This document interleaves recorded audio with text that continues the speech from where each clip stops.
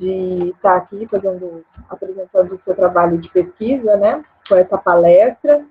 E é muito importante para que os alunos saibam com que os professores, o que os professores estão pesquisando, né, no que os alunos e talvez se interessem, a gente tenha aí, então, um futuro orientado, quem sabe, né, Cátia?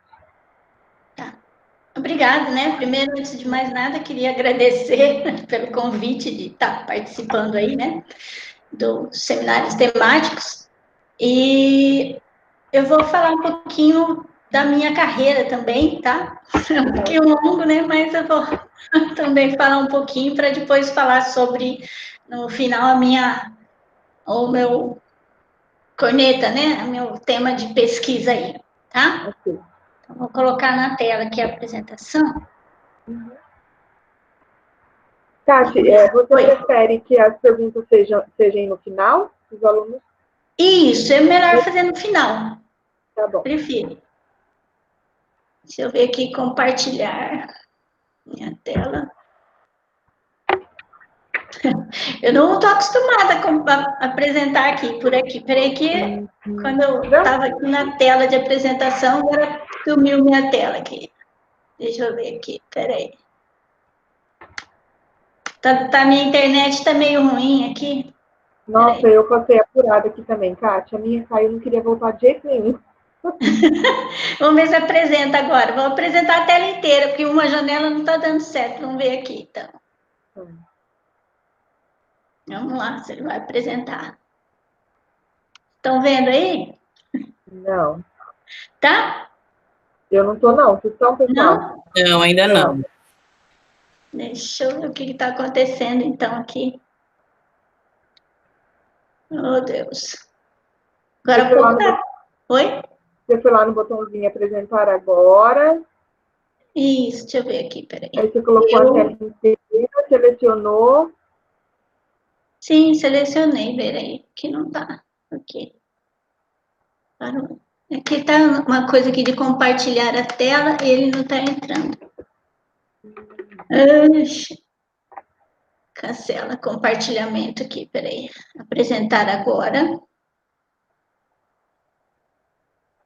Apresentar a tela inteira, certo? Mas aí ele entra no compartilhar e não vai. Ninguém sabe me dizer o que está acontecendo aqui. Compartilhar. Não está acessando. Kátia, quando você vai compartilhar a tela inteira, aparece uma telinha no meio da página, você clicar, não aparece, não? Deixa eu ver aqui. Tela inteira. Isso, aí você clica nela. Oi? É que você tem que selecionar a tela e depois compartilhar, né? Porque se você não selecionar, não vai. Ah, tá. Eu ponho a tela inteira. Isso, você coloca a tela inteira. Aí vai aparecer uma janelinha aí. Você clica em cima dela e depois põe em compartilhar. Ah, tá. Compartilhar, tá bom. Agora acho que vai. Pronto, agora vai. Agora foi. Então agora eu escolho a minha apresentação aqui, né? Isso, aí você coloca aí no PDF. É isso. Tá indo? Sim, agora sim. Apareceu aí? Bom, então, qualquer coisa vocês me falam, tá? Se não tiver aparecendo direitinho aí, se vocês não estiverem ouvindo bem. Tranquilo. Tá ok? Então, nós estamos aqui no Seminário Temático de Engenharia Elétrica e a minha palestra tem o nome de Corneta Corrugada com Núcleo Dielétrico Anisotrópico. Sou a professora Cátia Camila Cardoso Osinski Senhorini. Vou falar um pouquinho da minha formação, da minha atuação e depois, finalmente, do projeto de pesquisa, ok? Bom, eu fiz engenharia elétrica, modalidade eletrônica em 1900, terminei, né, me graduei em 1985 pela Escola de Engenharia de Lins, interior de São Paulo. Fiz especialização em gerência e desenvolvimento de software em 1994, também pela Escola de Informática de Lins, São Paulo. Engenharia de Segurança no Trabalho de 99 a 2000 na Unimar, em Marília, interior de São Paulo. Mestrado na Engenharia Elétrica, na Escola de Engenharia Elétrica da USP, em São Carlos. simulação computacional de sistemas de registro em imagens mamográficas, onde eu utilizei a linguagem Delphi, de 2001 até 2004.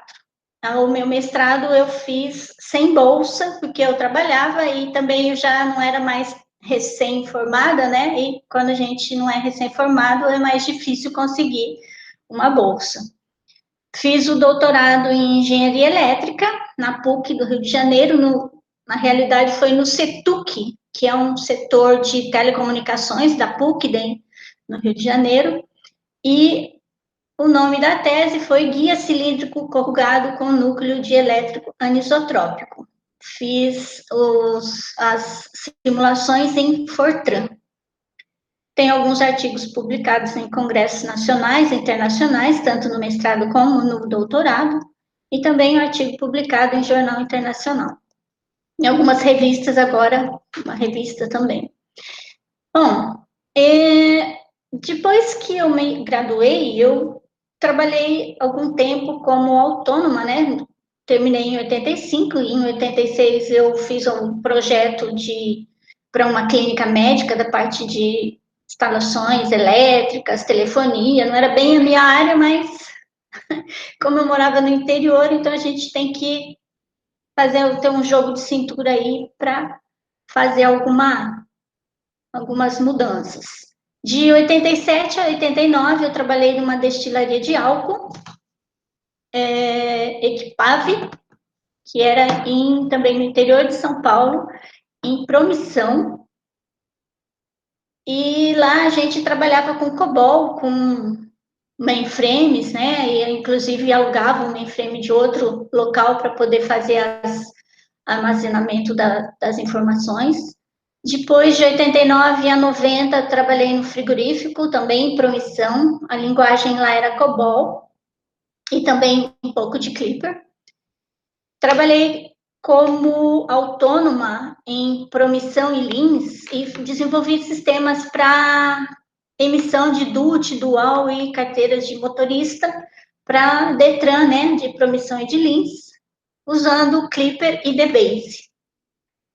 De 90 a 95, eu morei em Araraquara, também no interior de São Paulo, e trabalhei em uma empresa, uma autarquia, que era um fundo, né, de defesa da citricultura, desenvolvendo software lá também em Clipper e DBase, ou seja, eu fiz o downsizing, né, tirei as informações que eram armazenadas em microcomputadores e tinha um técnico só para digitar as informações e era feito em COBOL. Aí então eu passei para linguagem Clipper e cada setor desenvolvia o seu trabalho sem precisar de um técnico só para fazer a digitação das informações. Em 98 eu trabalhei numa empresa de telecomunicações, eu estava morando em Marília, também interior de São Paulo, e a gente fazia alguns projetos de telefonia celular rural. Também participava de licitações, né, para tentar fazer, oh meu Deus, a gente participava lá de licitações tentando ganhar concorrência para fazer o projeto da parte elétrica de residências, né, áreas residenciais e tudo mais. Fiquei só um ano lá, não deu muito certo não, porque a empresa meio que faliu, mas ele tinha uma filial, né, em Marília era filial, então eles fecharam, aí eu saí, fui trabalhar, nós tínhamos uma empresa de frutas, né, distribuição de frutas, e aí eu trabalhava nessa empresa na parte de administração, cobrança, tudo mais, pagamentos, e meu marido trabalhava na parte de mais a comercialização mesmo, né, de fazer as frutas lá, fazenda, limpar e tudo mais, né? Tinha nós tínhamos máquina para limpar e dar brilho nas frutas, tanto laranja como maracujá. Ele ficava responsável por essa área e eu ficava na área administrativa. Depois a gente criou também uma empresa de engenharia, enquanto estávamos lá em Marília.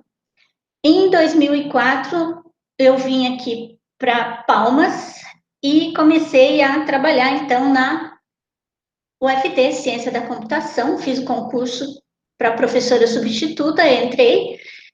E como a gente, quando é professor substituto, tem que trabalhar com 4 disciplinas, né? Cada semestre, e aí nesses 2 semestres que eu trabalhei lá como substituta, eu trabalhei com as disciplinas de desenvolvimento de sistemas, projeto de sistemas, circuitos digitais, sistemas digitais e sistemas operacionais. Não me lembro se teve mais alguma, porque já faz um bom tempo, mas essas foram praticamente as principais. Em outubro, aliás, em março, né, desse mesmo ano, quando eu já estava como professora substituta, eu fiz o concurso, aliás, antes de entrar como professora substituta, eu fiz o concurso para professor efetivo. De 6 candidatos, eu fiquei em primeiro lugar na área de arquitetura de computadores, e então só tinha uma vaga, né? Quando eu entrei no curso de ciência da computação.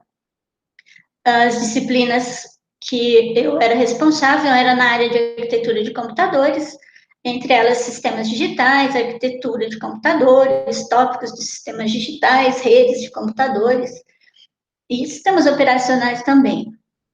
Eu fui coordenadora das 2 primeiras semanas acadêmicas do curso, participei de todas as outras, fui coordenadora do laboratório de hardware do curso de ciência da computação desde o momento que eu entrei, né, na área de arquitetura aí, inclusive participei da licitação, fiz toda a aquisição dos componentes, eu mesma que montei a lista dos equipamentos que precisavam, e enquanto eu permaneci no curso, eu fui coordenadora do laboratório. Quando eu saí, passou a ser outro professor.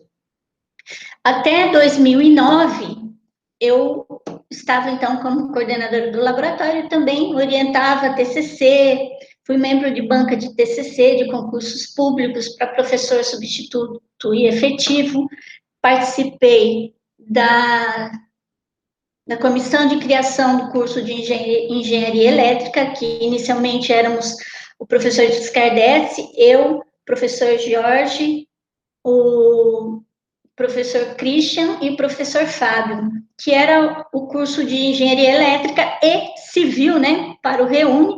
Depois quando nós começamos a trabalhar, então entraram também aí para a comissão a professora Marilene, o professor Golbira, e ficamos aí até o final da criação, quando então foi criado o curso em julho de 2009. Eu migrei, né, nós migramos para o curso de engenharia elétrica, tivemos que trabalhar aí como, tínhamos o quê? 5, se não me engano, 5 professores efetivos, e aí a gente tinha que ministrar as disciplinas. Isso foi em 2009, né? E nessa época o coordenador era o professor Descardesse, trabalhei aí várias disciplinas. De 2011 a 2013 eu fui coordenadora e também nessa época nós tivemos a primeira avaliação do MEC, com poucos professores aí, doutores. Nós ainda conseguimos o conceito 4 e foi bem trabalhoso, mas deu tudo certo. Participei, então, da COEAF, do NDE, da COAD, banca de concurso para professores substituto e efetivo de várias áreas aí do curso de elétrica. Participei também como banca para a seleção de alunos do PET, enquanto o professor Descardesse era o tutor do PET. Orientei alunos também do PET, orientei estágio, orientei alunos de TCC, E de 2012 a 2016, eu ministrei aulas no curso de licenciatura em informática, no Parfor, nas férias, né, de janeiro e julho. Então, eu trabalhava com lógica matemática, organização de computadores, segurança de informação, e aí, depois, finalmente, parei aí no Parfor. E comecei, então, no PET, como tutora, né, fiz o processo seletivo lá para o PET, e assumi, então, esse programa de educação tutorial. E de lá para cá fiz alguns processos de seleção. Nós temos 12 bolsistas, então eu sou tutora de 12 bolsistas. Tenho um projeto cadastrado atualmente, né, na Propesc, que é esse corneta corrugada com núcleo de elétrico, que eu sou coordenadora e está terminando esse ano, mas eu acho que se eu puder, eu vou ter que adiar, né, fazer com que ele fique aí mais um tempo, porque os objetivos ainda não foram alcançados. Falta de aluno para trabalhar também no projeto. Eu participei de outros projetos de pesquisa, trabalhei junto com o professor Marcos, é um projeto de VHDL, de parte de microcomputadores, né, microcontroladores, e trabalho ainda com a parte de VHDL, né? Faço alguns trabalhos aí. Projeto de extensão também nessa área de VHDL. Tenho participado das semanas acadêmicas do curso de engenharia elétrica, conforme a gente consegue aí. Aí tem as disciplinas que eu trabalhei. E atualmente eu estou orientando os alunos do PET em um projeto em grupo sobre comunicações móveis. Eu quero ver se eu cadastro esse projeto lá na Propesc também.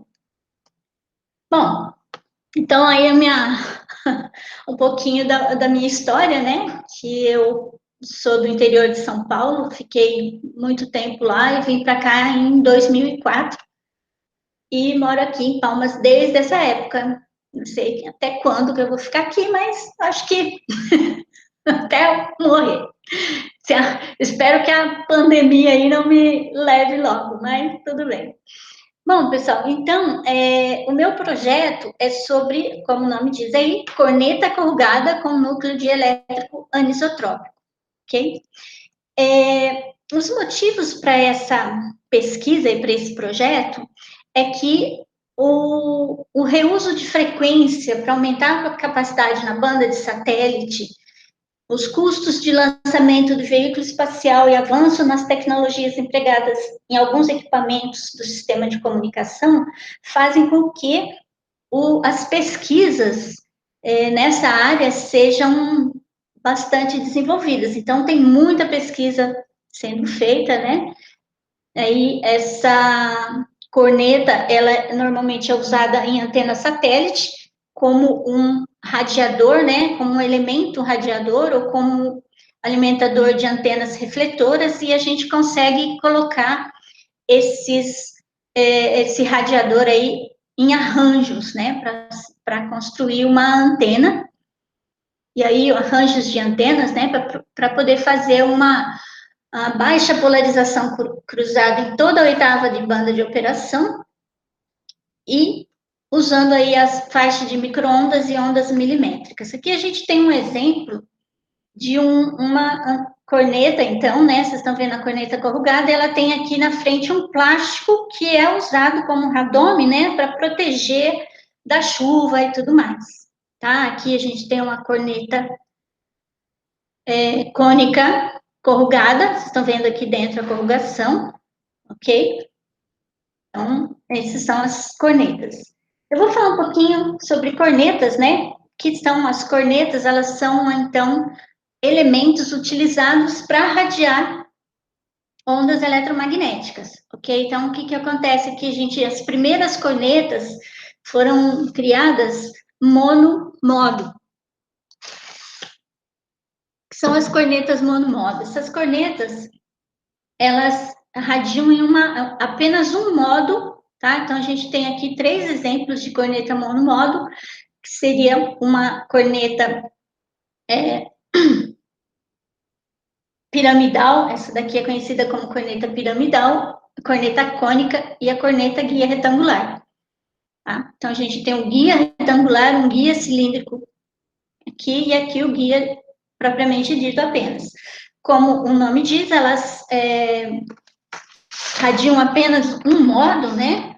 E com isso, elas têm uma baixa eficiência na polarização cruzada, depois eu vou falar um pouquinho sobre polarização cruzada, tem uma baixa faixa de operação e são difíceis de se fazer arranjos utilizando essas cornetas de monomodo.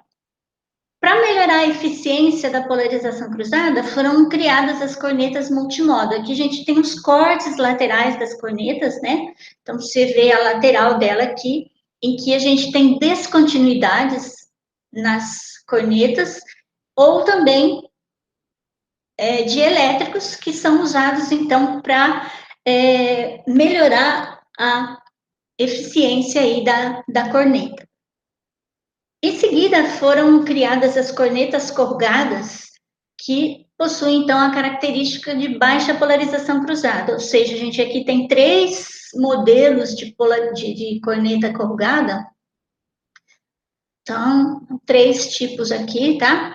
Cada uma delas funciona basicamente, assim, o que vai mudar nelas aqui é que a gente está vendo que ela seria retangular apenas com alguns dentes. Essa daqui ela tem um ângulo, um pequeno ângulo flare. Aqui o ângulo já é um pouquinho maior, ok? Então, são algumas características aí dessas cornetas corrugadas.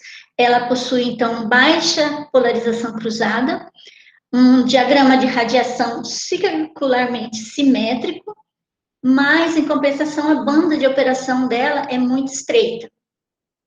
A gente trabalha, ela funciona bem em uma operação, em uma frequência aí praticamente única.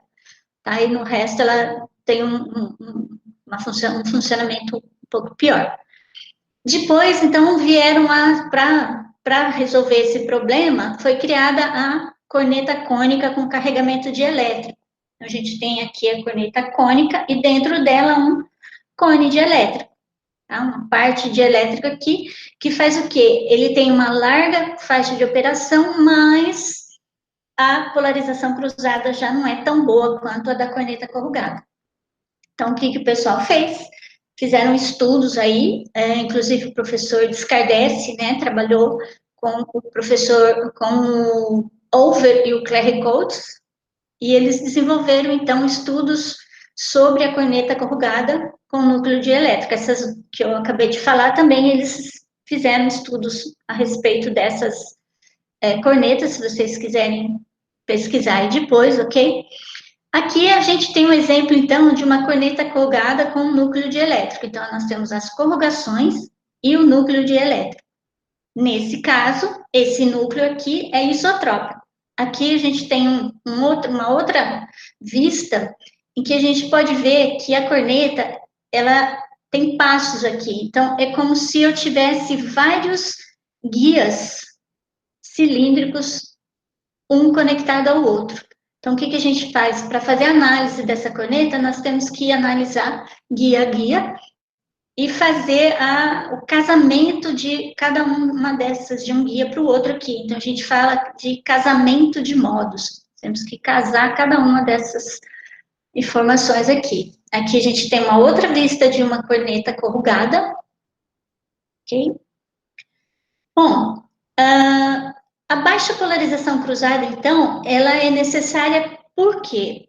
Pela necessidade de duplicação da capacidade do canal em sistemas de comunicação, como vocês já sabem, o espectro eletromagnético está saturado, então, o que acontece? A gente tem que duplicar aí, nós precisamos aumentar a capacidade do canal para a gente conseguir usar mais informação, né? Carregar mais informações, usando aí uma capacidade, uma frequência, uma mesma frequência para diversos locais. Por exemplo, no celular, nós dividimos o sistema em células, e cada célula, aí no caso teriam, vamos dizer, 7 células no primeiro local, depois mais 7 no outro, mais 7 no outro, mais 7 no outro, sendo que a gente duplica e reusa essas frequências, e em vez de eu ter aí 100 frequências, eu teria 7, e aí cada local poderia reutilizar a mesma frequência, de maneira que uma frequência não atrapalhasse a outra.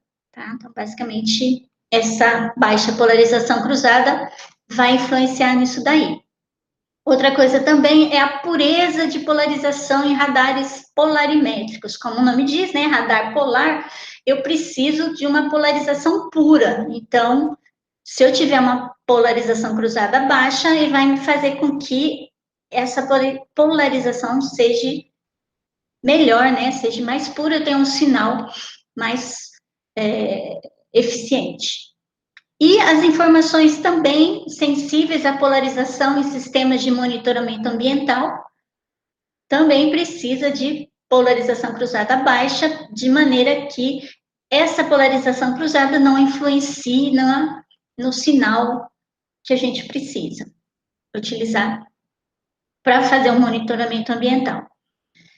E a larga faixa de operação é necessária porque vem aí, então, porque os sistemas civis e militares, utilizando um radiador banda larga no lugar de múltiplos radiadores banda estreita, eles teriam economia no custo e no peso. Porque quando você trabalha, por exemplo, quando você vai colocar uma antena, um elemento radiador em um satélite, você tem que pensar no custo e no peso, porque você não pode colocar um equipamento muito pesado, senão você vai gastar, precisar de muito combustível, vai ficar muito caro, né?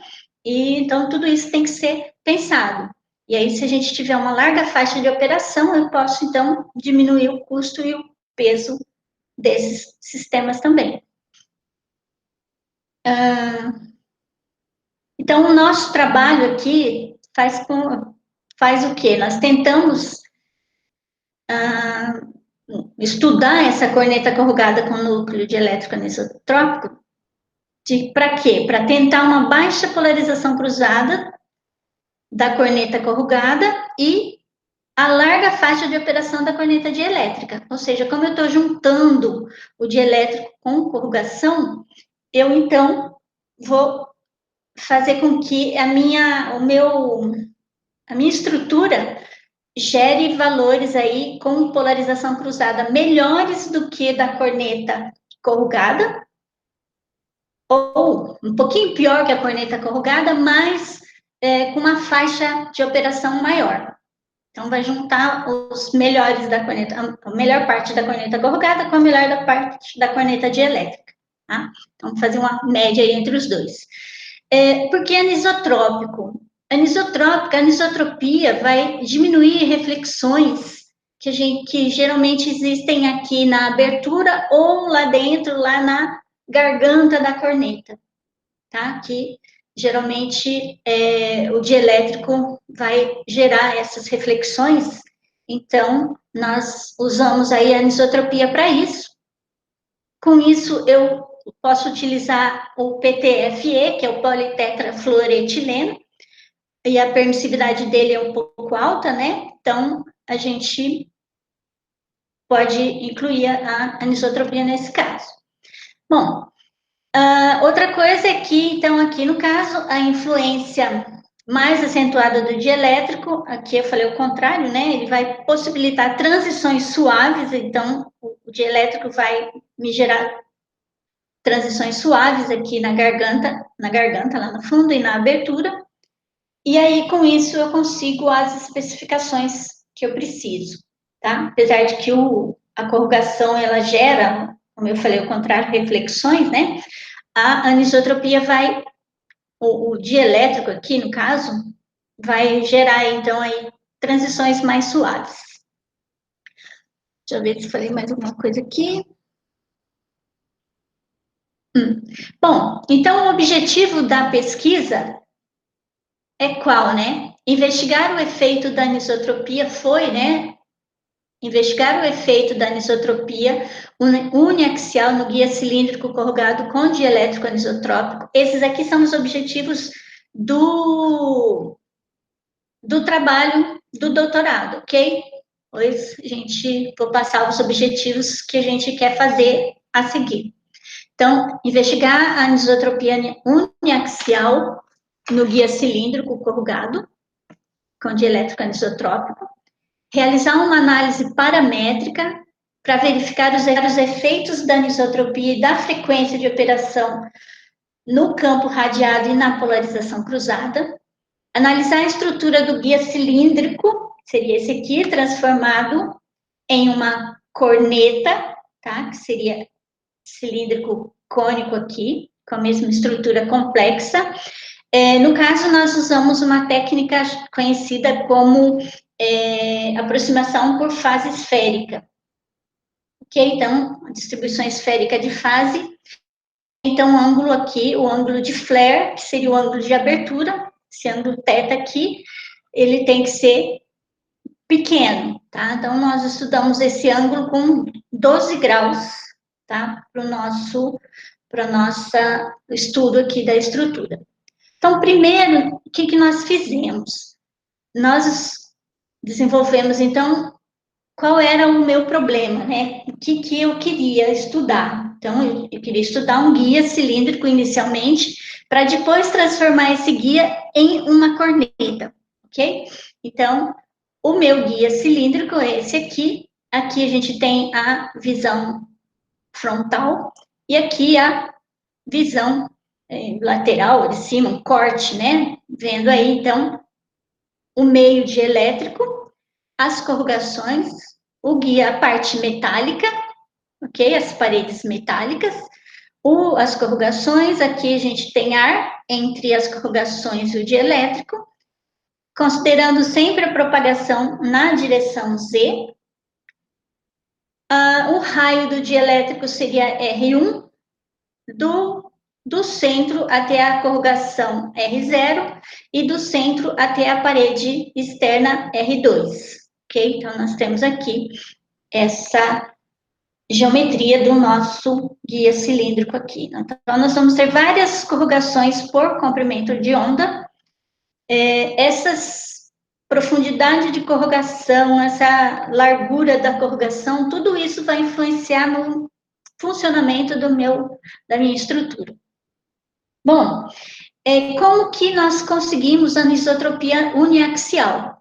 Nós podemos usar um material homogêneo de alta permissividade, posso dopar esse material, tá? Ou a gente pode pegar aí também um material homogêneo de alta permissividade, furar longitudinalmente esse dielétrico, e aí então a gente consegue aí uma anisotropia. Então, um material anisotrópico é aquele que tem a permissividade aí tensora, né? Tem uma tensão, um tensor na permissividade. Então, a gente tem aí, quando nós estamos no meio isotrópico, a minha permissividade, o meu εr, ele é um só, né? Então, ele é constante.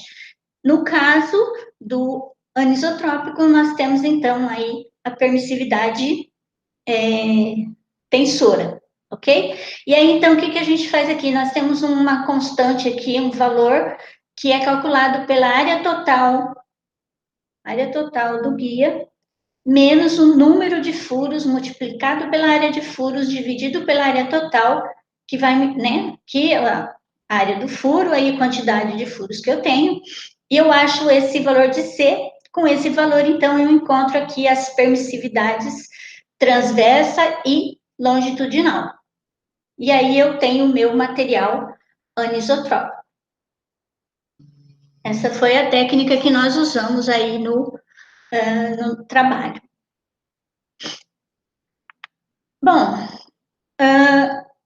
como é um guia, não sei se todos já fizeram uma disciplina de teoria de ondas guiadas, mas quando a gente trabalha com guias de ondas, que normalmente são tubos, né? Pode ser tubo metálico ou pode ser só de elétrico, a gente trabalha com o tubo, e aí o que a gente faz quando vai analisar essas estruturas guias? A gente tem que encontrar o campo elétrico ou magnético na longitudinal, né, a componente longitudinal do campo, através das expressões, das equações da onda, ok? Então, dentro de guias, nós podemos ter dois tipos de modos, né? Nós podemos aí transportar ou propagar os modos transversos elétricos ou modos transversos magnéticos, ok? Modos transversos eletromagnéticos não podem se propagar aqui dentro devido a aquela condição, né, que a gente sabe que modo transverso eletromagnético não tem nem campo elétrico, nem campo magnético na direção longitudinal, ou seja, na direção de propagação, tá? Eu não vou falar muito sobre isso, mas só para lembrar.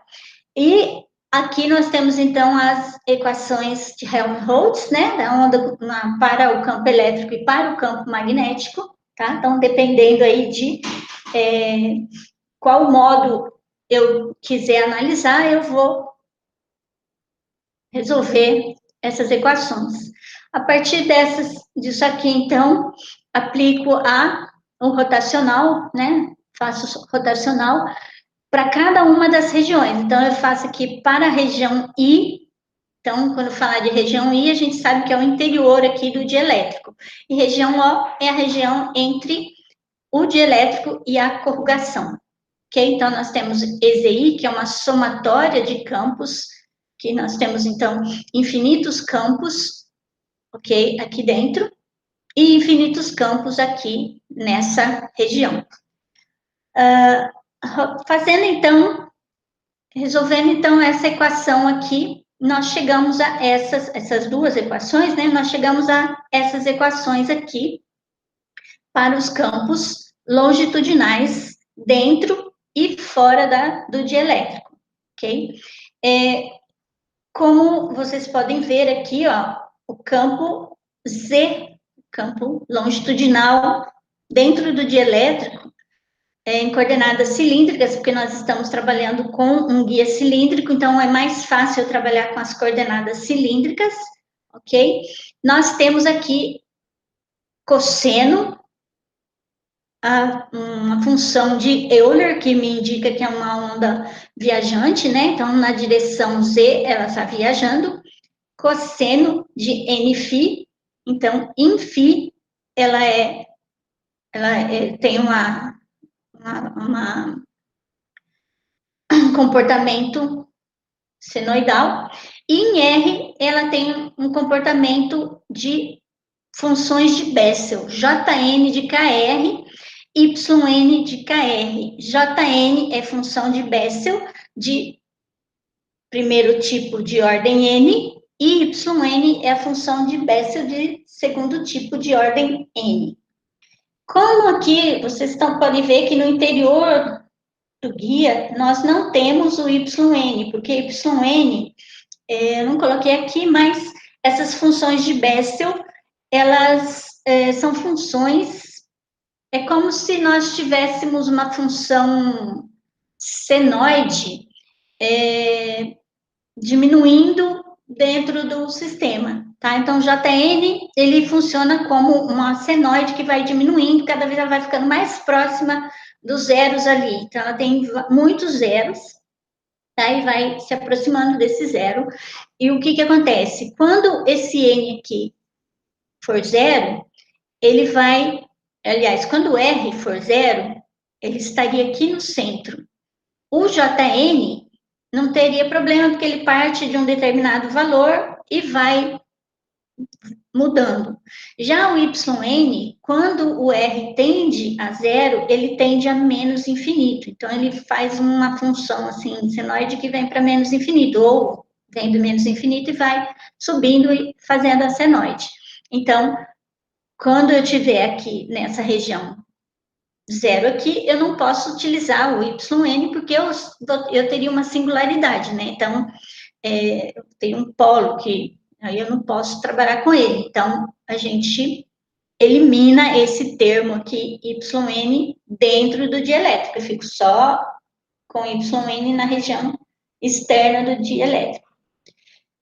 Lembrando que K e K1 são os números de onda de corte, que é o K0 ao quadrado YZ mais um gama ao quadrado. O gama, quando a gente trabalha em regiões, em sistemas sem perdas, ele é igual a J beta. Se eu estou considerando menos E, então eu teria aqui menos J beta, ok?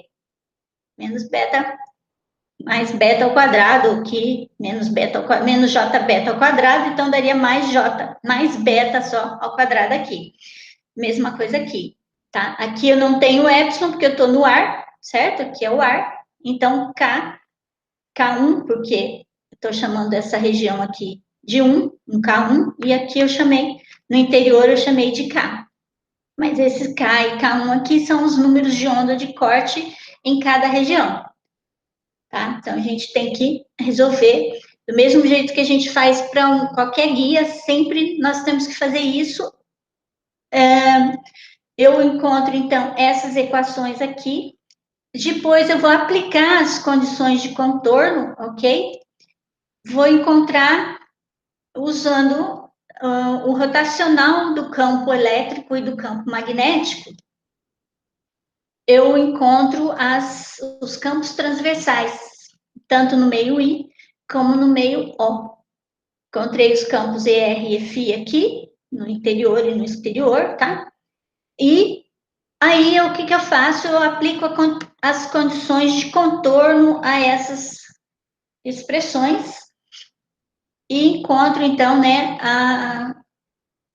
um conjunto de equações homogêneas, tá? Aplicar essas condições, vou encontrar aqui um conjunto de equações homogêneas que nós fazemos um determinante para essas equações, porque elas não vão ter soluções analíticas, eu só posso, então, encontrar uma solução numérica para elas, ok? Eu vou ter um determinante de 6 por 6 aí, com 6 incógnitas aqui, 6 variáveis, A, B, C, D, E e F, ok? E o que eu preciso fazer?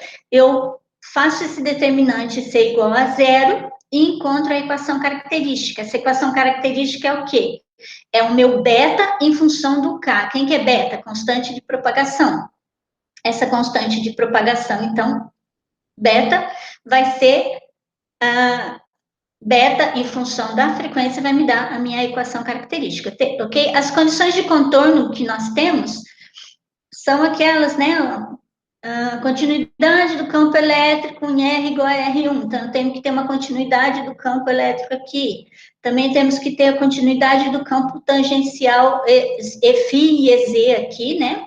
Que é o campo tangencial. Quem é tangencial? O EZ e o EFI.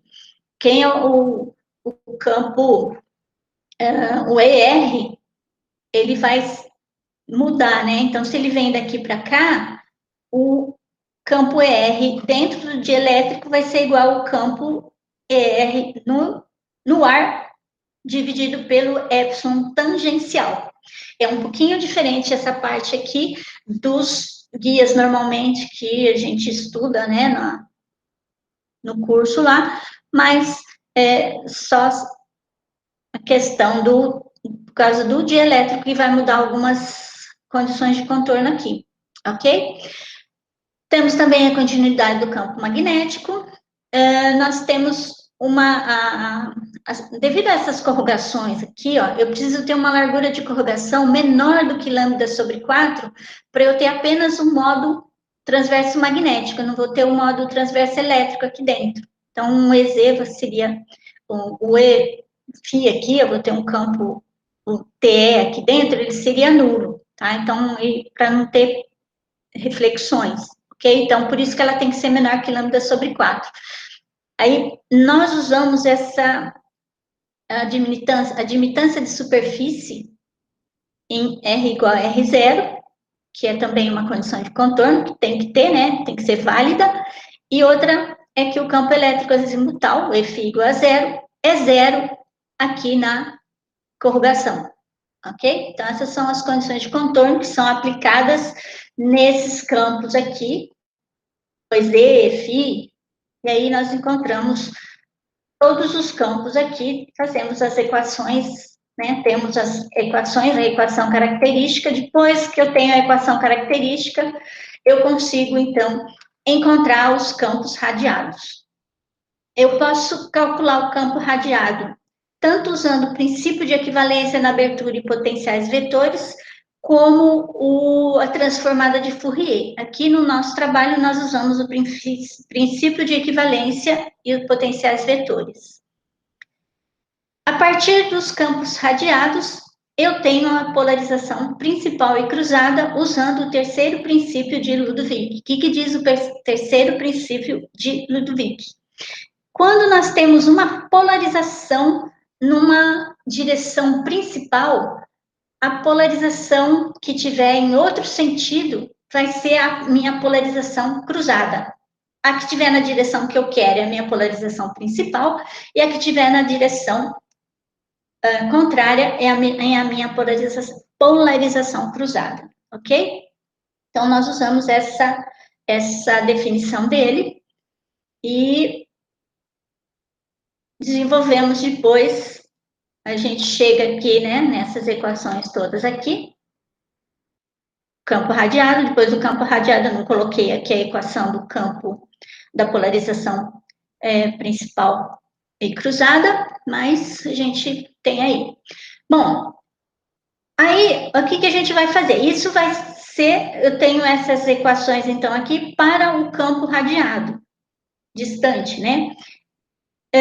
Para eu fazer para a minha corneta, eu tenho que usar, então, a aproximação de capa esférica, que eu utilizo esse termozinho aqui, E menos JK vezes delta, multiplicando lá na minha equação, onde o delta é R, que multiplica 1 menos cosseno de θ, que é aproximadamente igual a R0 ao quadrado sobre 2R.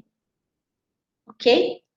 Meu ângulo de flare, ou θ aqui, é o ângulo de abertura, é 12 graus. Aí nós temos, então, aqui os campos radiados, ok? Distante, né? Porque a gente, geralmente, para antena, nós calculamos os campos radiados distantes.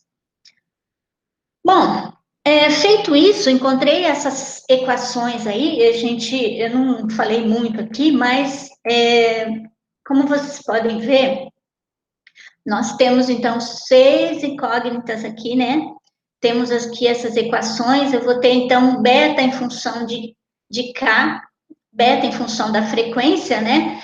E eu vou ter infinitos modos para beta e K, ok? Então, é muito complexo a resolução desse determinante, ok? A gente desenvolveu uma boa parte analítica dele, se vocês tiverem interesse, na minha tese tem esse desenvolvimento aí para encontrar esses termos, porque a gente tem cada um desses termos aqui, ok?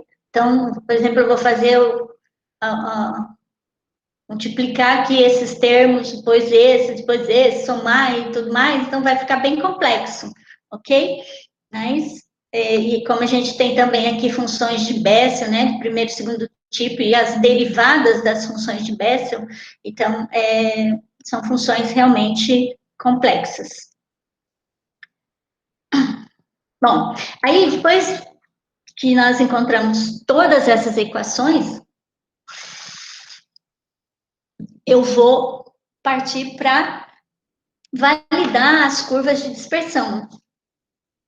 Ou seja, eu preciso ver se realmente as equações que eu encontrei, elas são válidas, ok? Então, como que eu faço isso? Primeiro, eu apliquei para um guia cilíndrico corrugado oco, depois para um guia cilíndrico dielétrico e um guia cilíndrico corrugado com dielétrico isotrópico, cujos casos eu tenho já estudos, né, na literatura. Então, o guia cilíndrico corrugado oco tem essas curvas de dispersão aqui, a gente tem o beta normalizado em função de K0 e aqui K0, no caso as minhas frequências, né, e a minha constante de propagação. Essas, então, são conhecidas como curvas de dispersão do guia cilíndrico corrugado. Tá? Então, nós temos aqui o modo T, o modo EH11. Por que EH e por que HE? Eu falei inicialmente lá só sobre modos TE e TM. Na realidade, quando nós trabalhamos com vários tipos de guias, de estruturas, né? No caso, se eu tenho dielétrico e corrugações, usando apenas os modos TE e TM, eu não consigo fazer essa análise. Então, na realidade, eu tenho modos híbridos. O que são esses modos híbridos? Eles funcionam basicamente como, por exemplo, o HE, ele vai ser o TE, por exemplo, o HE11 vai ser o equivalente do TE11. O funcionamento dele é bem parecido com o do TE11, ok? Do EH, ele é bem parecido com o TM. E lembra que modos, quando a gente trabalha com modos TM, também são conhecidos como ondas E. E modos TE são também conhecidos como modos H. O modo HE, ele tem o campo elétrico na direção, o HE não, o TE tem o campo elétrico componente do campo elétrico na direção de propagação nulo. No caso do HE, essa componente não é nula, ela é muito menor do que a componente do outro campo, do EH. Tá? Então, por isso que a gente pode fazer uma análise quase como se o campo EH fosse o modo TM e o HE fosse o modo TE. Ok? Aqui o que a gente pode ver é que o primeiro modo a ficar uma faixa maior aqui, sem outros modos para interromper, é o HE11. Então, nas nossas análises, nós trabalhamos principalmente com o HE11. Trabalhamos com o EH11, que é esse pretinho aqui, mas estão vendo que aqui onde ele teria, que seria a fase, o local onde normalmente a gente iria utilizar, que é a faixa híbrida balanceada, no caso onde ele está próximo aqui dessa região mais reta, né? Ele já tem outro modo aqui. Então, o melhor seria esse HE11 aqui para a gente trabalhar. Tá? Bom, o próximo aqui, então, o que nós fizemos? Pegamos a curva do EH11 e do HE11, ok? Em vermelho é o guia corrugado, que usando as equações da literatura, encontradas na literatura, e o em preto pontilhado aqui são os modos encontrados usando as nossas equações. Então, no caso, a gente usou um dielétrico isotrópico aqui com um valor de permissividade 1,05, porque se a gente colocasse um só aqui, não funciona, não dá certo. Tá? Então, nós fizemos um valor um pouquinho maior aqui, só para poder rodar o programa. O guia cilíndrico dielétrico, também, essas aqui são as curvas encontradas na literatura e também chegamos a valores bem próximos. Depois aqui, então, nós temos as curvas do corrugado com dielétrico isotrópico, ok? Aqui nós colocamos, então, εz igual a 1,5 e εt igual a 1,5, tá? E aí nós chegamos nas curvas bem parecidas aí, tá ok? Então, foram validadas as expressões que nós encontramos. Depois que encontramos, então, as curvas características aqui, com esses valores de curva característica, eu tenho aqui a minha, lembrando, né, aqui onde beta é 0, eu tenho a minha frequência de corte, ok? E aí, então, o modo vai subindo até um ponto que ele vai chegar próximo da raiz de εz, tá? No caso, se eu não tivesse nada, se meu Z fosse 1 aqui, tá vendo que aqui ele está tentando tangenciar o 1 aqui. Ok? Encontramos as curvas características. E a seguir, nós fizemos, então, uma análise de alguns parâmetros aí, tanto para o guia cilíndrico como para a corneta com ângulo flare de 12 graus. Primeiro, nós vimos o efeito da anisotropia sobre a frequência de corte, a influência da permissividade do dielétrico sobre o campo radiado e a influência da frequência nos padrões de radiação e polarização cruzada para o guia cilíndrico orgado com dielétrico anisotrópico. Depois, nós vimos o efeito do ângulo de flare no diagrama de radiação e a influência da frequência nos padrões de radiação e polarização cruzada para a corneta com ângulo flare de 12 graus. Bom, então, vamos lá. Variei a permissividade longitudinal para o modo EH11 e para o modo HE11. As configurações da minha corneta foram essas aqui, ó, que a gente usou. Eu variei o diâmetro aqui, no caso, esse diâmetro da corrugação, tá? Esse aqui é o diâmetro da corrugação. A gente fez alguns testes com vários diâmetros, mas eu acabei não colocando na tese. Na tese eu coloquei apenas com um diâmetro de 14 milímetros. Então, o meu R2 aqui é o R0, né? Que é o raio até a corrugação, mais o D, que é 14 milímetros. Então, o meu R0 é 63, o R1, 0,8, R0, que dá 50, alguma coisa, cadê aqui? Coloquei, mas é só fazer os cálculos aí, e o R2, então, vai ser R0 mais D, tá? 63 mais 14, 77 milímetros o R2, ok? E o R1, então, vai ser 0,8 do R0, tá? Isso aqui a gente usou esses valores para todas as análises daqui para frente. Bom, então, o que eu fiz? Primeiro, eu variei a permissividade longitudinal, que é o EZ. Mantive, então, a transversal, né, a tangencial transversal, em 1,5. Aí, esses valores podia ser 1,5, podia ser 1,1, 1,2, podia ser. A gente fez vários testes, no final nós deixamos, então, com esse valor aqui de 1,5, como lá atrás nós fizemos alguns exemplos com 1,5, tá? Para esses valores aqui, de E transversal igual a 1,5, variei o EZ de 1,1 até 1,9. Para os modos EH, aliás, para o modo EH11, cada uma das permissividades tiveram aí, o comportamento deles é o mesmo. O que vai mudar? Mudou a frequência de corte, tá? Então, conforme eu aumentei o meu EZ, a minha frequência de corte diminuiu.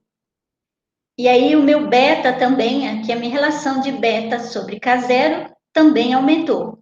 Já a minha frequência de corte superior aqui, ó, elas se mantiveram inalteradas. Para o modo HE11, ele diminuiu bem pouco, tá? Conforme eu aumentei o YZ aqui, a minha frequência de corte deslocou um pouquinho para a esquerda, mas muito pouco. E a minha relação aqui, a distância de beta sobre K0 aumentou bastante. Por quê? Porque essa curva, essa variação dela aqui está relacionada com a raiz do YZ. Ok? Então, ele tende a tangenciar a raiz de YZ. Então, ele muda bastante ali. Já quando eu mudo a permissividade tangencial, praticamente não teve mudança nenhuma nos dois casos, tá? Nem aqui, nem ali, muito pouca mudança aqui. Depois, nós vimos, então, a influência da permissividade do dielétrico sobre o campo radiado. Nós usamos, então, como eu falei, o modo HE11, porque o modo EH11, nas frequências que nós usamos, ele não tem interesse, vai ter um outro modo também, ok? Então, nós fizemos uma variação. É claro que nós analisamos o modo EH11 também, mas nós colocamos aqui só o modo HE11, que vai mudar alguma coisa. Bom, a gente usa o plano φ igual a 45 graus, porque é onde eu tenho máxima polarização cruzada, tá? Então, a minha polarização cruzada vai ser máxima quando meu plano for 45 graus. Então, eu calculo, eu verifico os campos normalizados para esse plano, tanto para o modo HE11, mantendo aqui a permissividade transversa em 1,5 e mudando o EZ. Mesma coisa aqui para fazendo o contrário, né? Mantendo EZ e variando o ET. Permissividade. Quando eu falo EZ e ET aqui, eu estou falando de permissividade, ok, pessoal? Então, eu tenho εT e εZ. Então, permissividade transversa e permissividade longitudinal. Mantive transversa e mudei longitudinal. Então, a gente está vendo aqui, ó.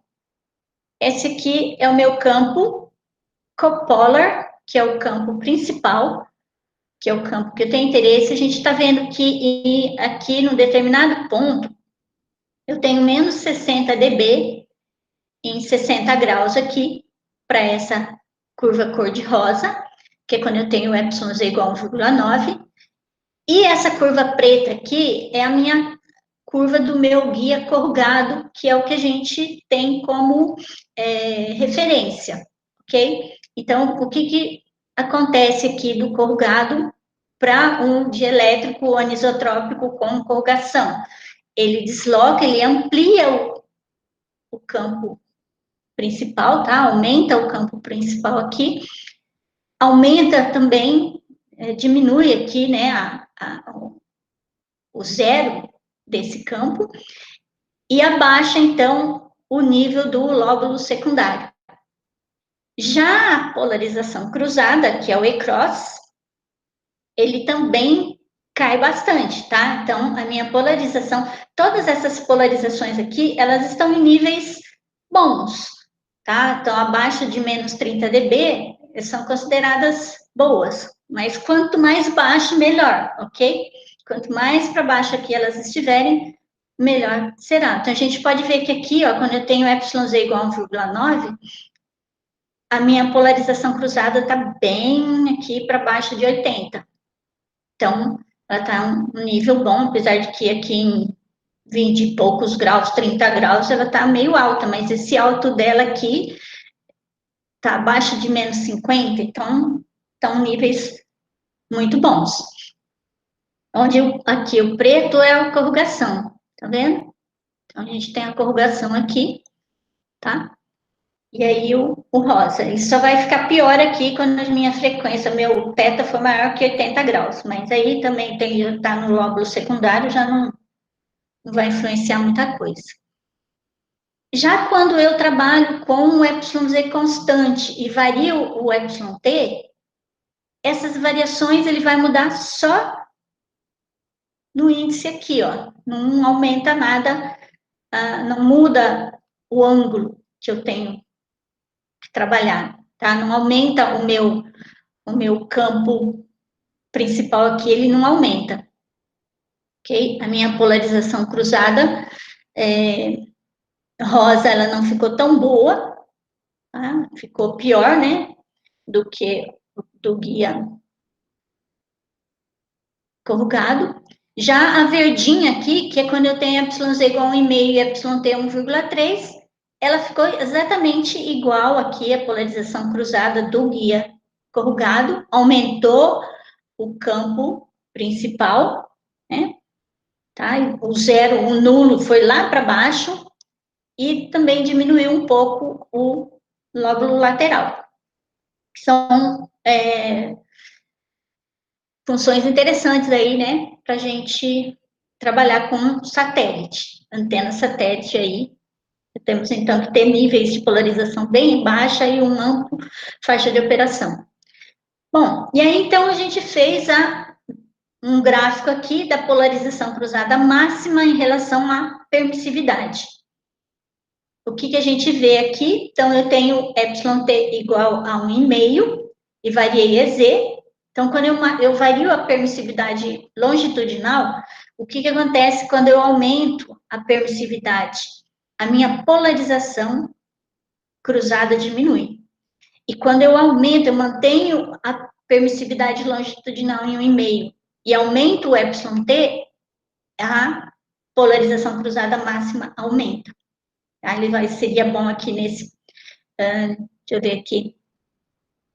Ainda não está tão ruim, né? Porque eles estão abaixo de 30, de menos 30 dB aqui, mas mesmo assim, eles encontram aqui nesse ponto aqui de menos 39 dB. Bom, depois nós estudamos também a influência da frequência nos padrões de radiação. Então, HPBW. O que é HPBW? Ângulo, potência, ângulo, né, de meia potência, ok? Largura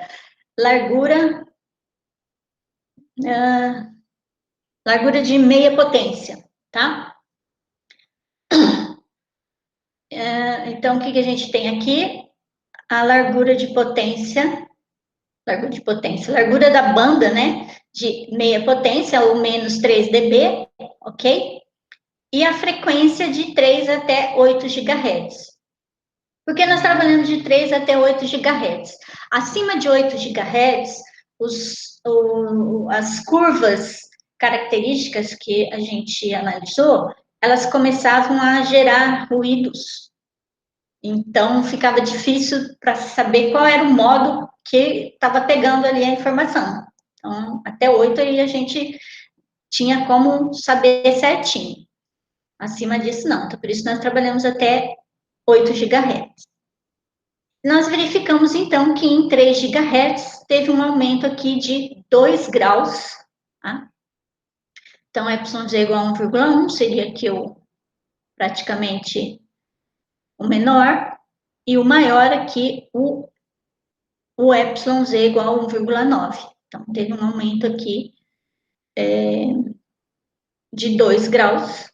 Aqui está aparecendo mais, mas na realidade ele dá realmente, a variação aqui foi de 2 graus, que a gente fez um outro gráfico para realmente verificar que houve esse aumento aí de 2 graus, ok? Aqui também, inicialmente já foi menor aqui.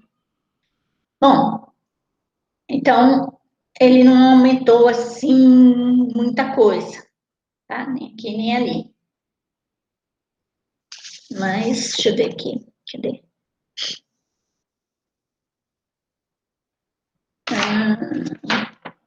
Tinha feito uma anotação aqui, né? Estou vendo depois, qualquer coisa a gente vê.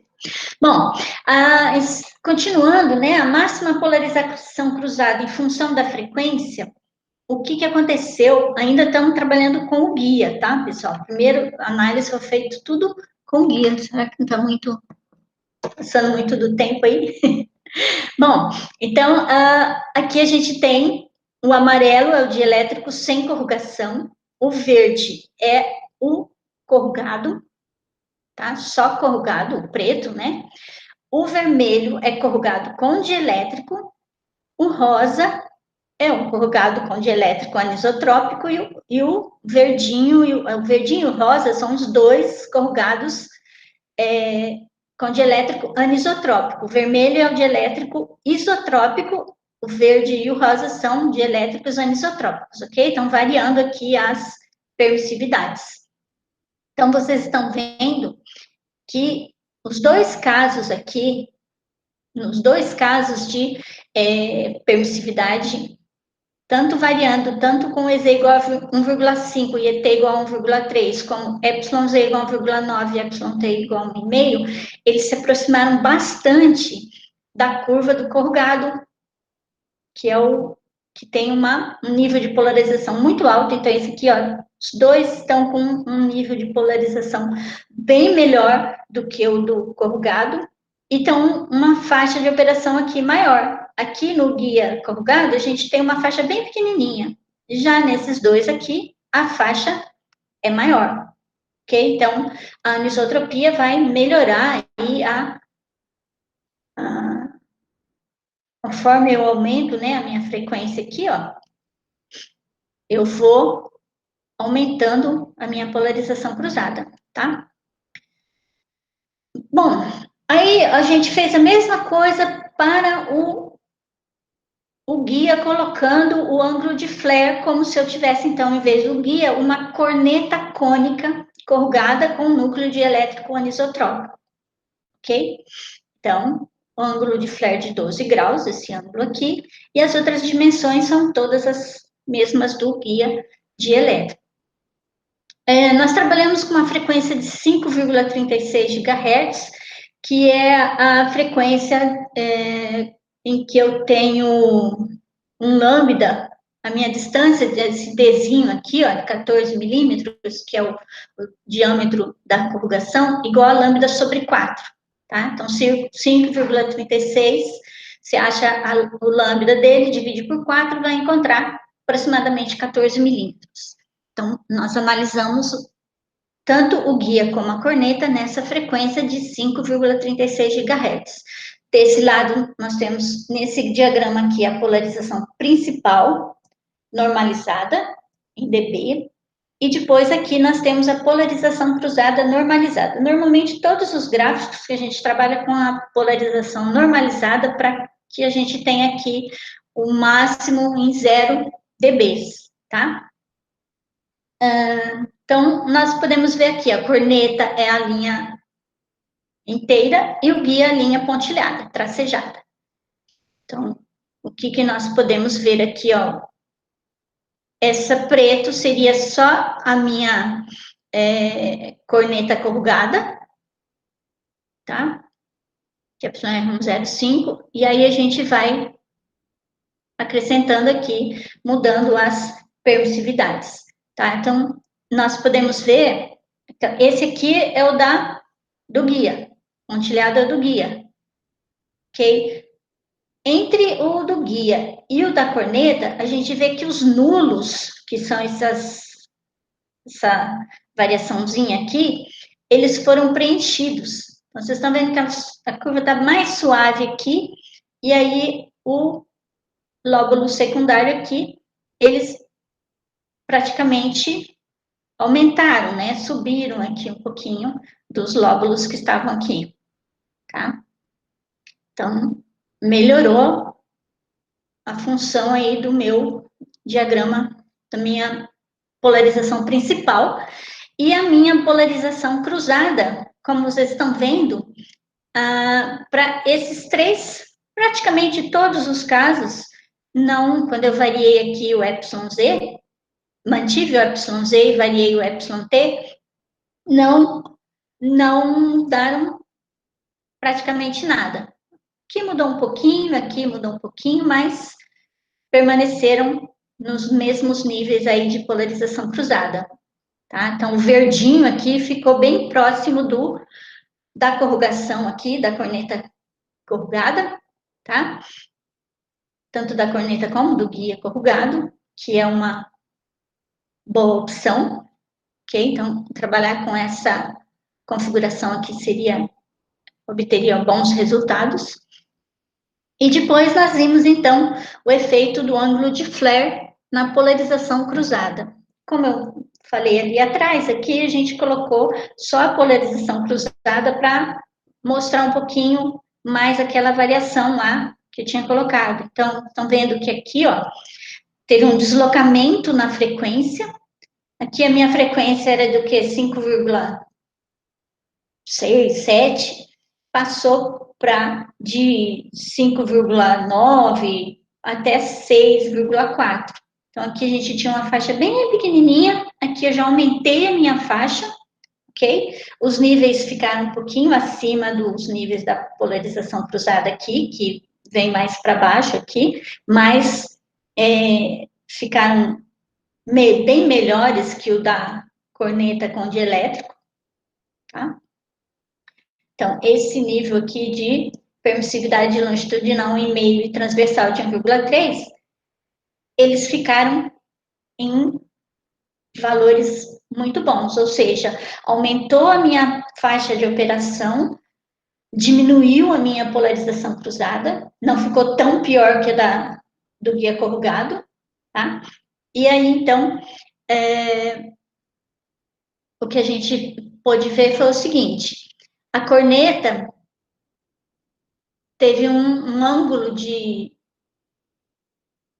uma largura de banda de meia potência, ou de menos 3 dB, 0,4 graus maior do que o do guia, que a gente pode verificar por aqui. A capa esférica fez o quê? Ela aumentou o feixe, como a gente viu ali atrás, o feixe principal, preencheu os nulos do diagrama e elevou os níveis dos lóbulos secundários. E a polarização cruzada, então, foi aproximadamente igual à do guia. Tá? Bom, então, com isso, nós estamos quase terminando. Nós fizemos o quê? Nós desenvolvemos uma análise para determinar o comportamento eletromagnético de guias corrugados com carregamento de elétrico anisotrópico, que ainda não tinha sido feita, tá? Então, isso aqui foi um desenvolvimento novo. Desenvolvemos todos os passos lá, o cálculo dos campos, a verificação se funciona, se estava certo para cada uma daquelas, de cada um dos tipos de guias já existentes na literatura. Depois nós fizemos análise paramétrica da estrutura, verificando as características aí eletromagnéticas. Claro que existem muitas outras características que a gente pode ainda verificar, tá? Não verificamos todas, mas a gente verificou a polarização cruzada, a largura de feixe, a largura dos lóbulos laterais, tá? Estudamos a influência da anisotropia do guia e verificamos que, como o campo transversal tem uma descontinuidade na interface ar de elétrico, ele vai elevar a assimetria da distribuição dos campos e também o nível de polarização cruzada. Mas, com isso, a gente teve excelentes resultados de polarização cruzada com relação à frequência em alguns casos, como aquele do εz igual a 1,5 e εt igual a 1,3.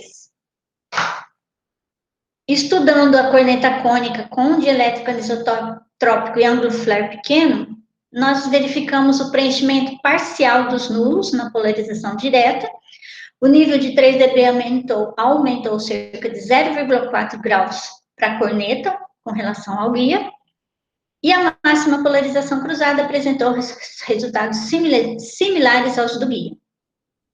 Bom, com isso, aqui eu tenho algumas sugestões de trabalhos futuros, tá, que a gente tinha feito.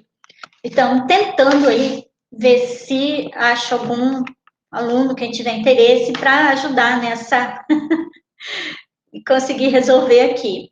Nós queríamos associar essa técnica que nós desenvolvemos aqui no trabalho com o método de casamento de modos, que no começo do trabalho a intenção era fazer essa análise utilizando o casamento de modos, mas ficou um trabalho muito comprido, e aí eu ia ia fazer outro doutorado para fazer a técnica de casamento de modos aqui, para análise dessa corneta e dos guias.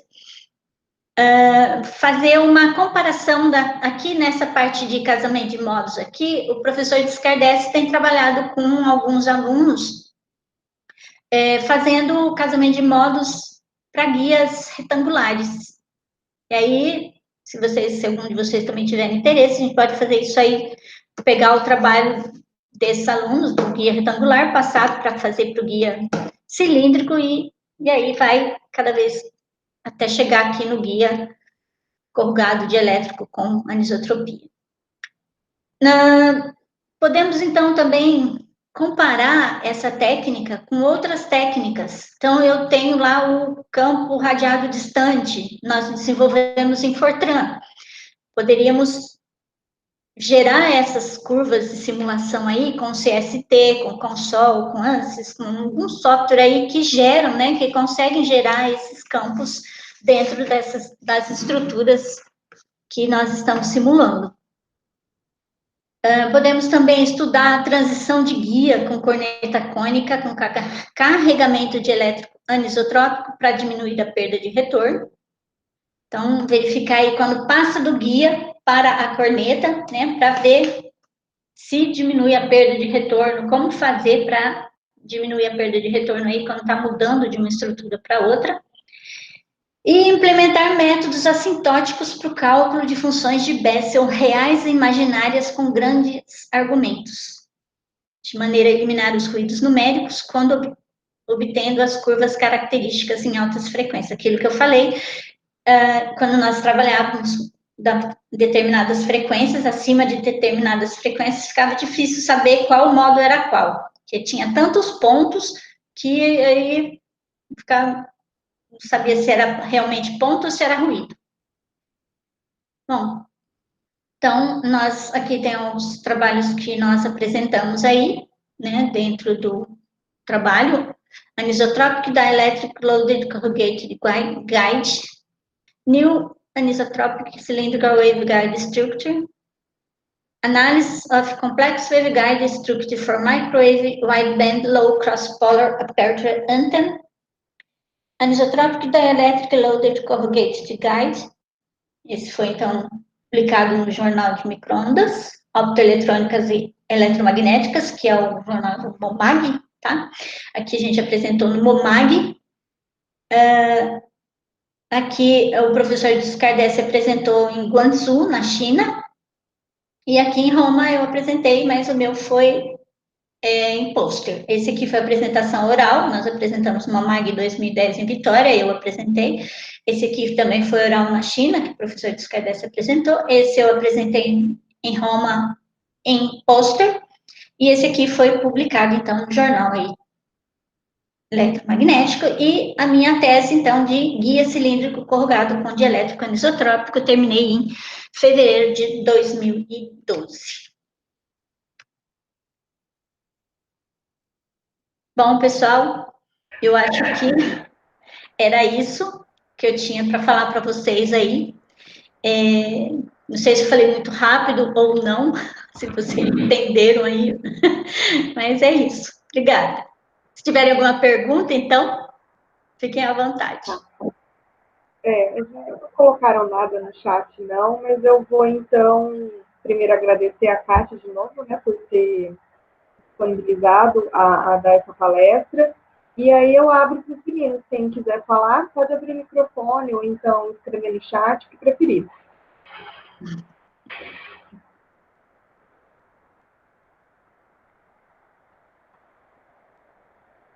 João, você sempre tem uma palavra, João. Ninguém? É porque é uma área meio difícil, né? Não é todo mundo. Oi, João. Obrigado pela palestra, professora. Eu fiquei um pouquinho perdido aqui, mas foi bem interessante conhecer o trabalho da senhora aí. Obrigada, João. Parabéns. Tem nenhuma pergunta? Pelo trabalho e pela história da senhora também aí. Oi? Parabéns pelo trabalho que a senhora tem feito aí e pela história também de carreira que a senhora desenvolveu aí. Obrigada. Pergunta não tem, porque não surgiu muita dúvida assim, não. Porque não é muito a minha área, né? Mas eu fiquei admirado. Parabéns. Essa área vocês não veem muito, né? Você vê só o comecinho de guias. Quem não fez ou quem fez mesmo guias, né? É um pouco mais complexo aí. Mas é bem interessante, porque quando a gente trabalha com antenas satélites, né? Você vê que realmente muda bastante. Justo, é uma oportunidade de que quem tem interesse, né, e tem facilidade nessa área da telecom, né, de aprofundar o conhecimento, quem sabe depois de começar um doutorado nessa área, né? É legal. Por exemplo, quem tem conhecimento no CST, que consegue trabalhar bem com CST, seria interessante, porque aí a gente passa a parte teórica, né, e desenvolve lá a simulação. Então, no caso, seria os mesmos casos, só que desenvolvido em outro software, é isso? Isso, é. gente pode começar do mais básico, né? Fácil, né, Kátia? Vamos ver se dá certo com o que a gente já tem. Depois rola. Sim, é o que eu estou fazendo.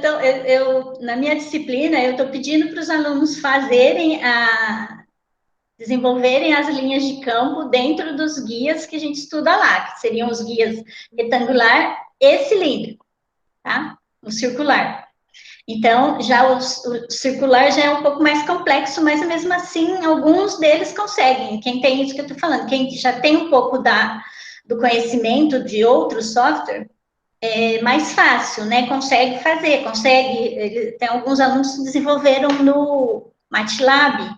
Eu fiz em Fortran, mas MATLAB pode se fazer. O problema é que, como são cálculos muito pesados, exige muita memória, então no MATLAB ficaria muito lento, entendeu?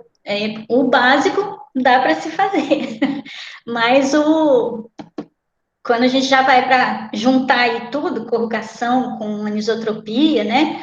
Aí o cálculo fica mais difícil de ser realizado.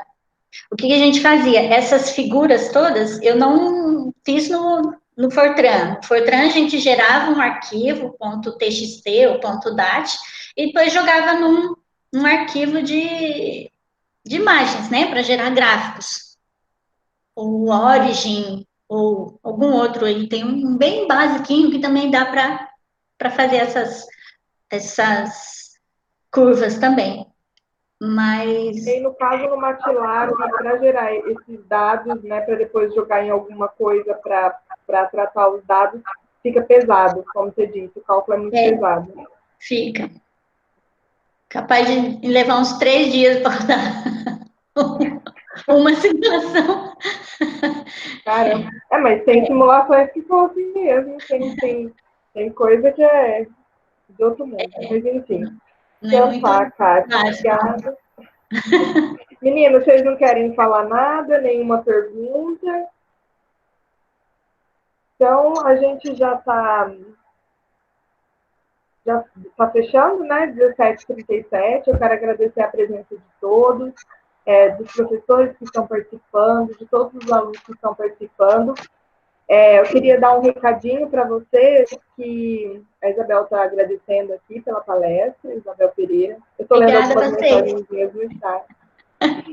E à noite, infelizmente, nós não teremos palestra, tá? Obrigada, Bianca.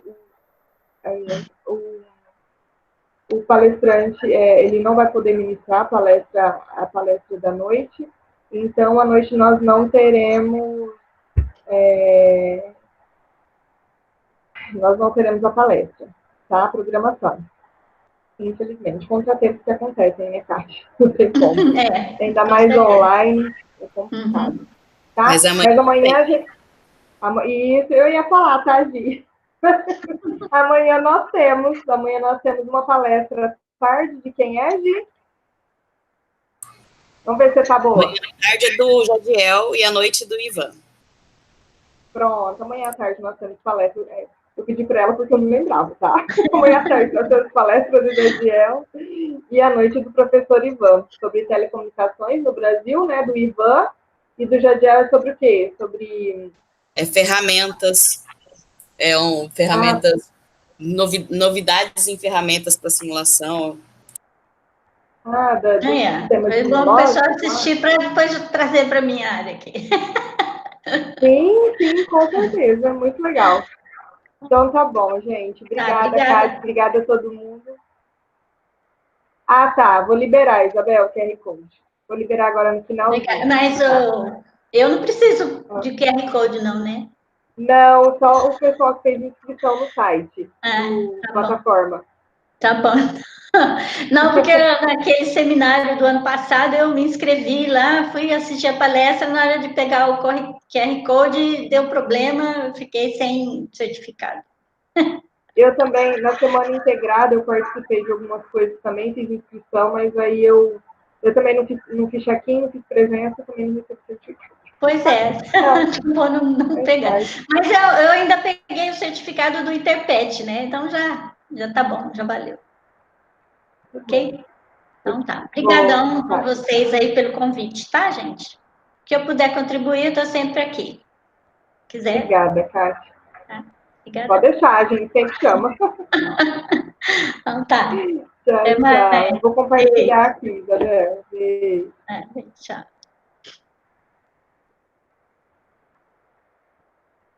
Tô compartilhando. Isabel, tá vendo? Pode abrir o microfone e falar, tá vendo o QR Code?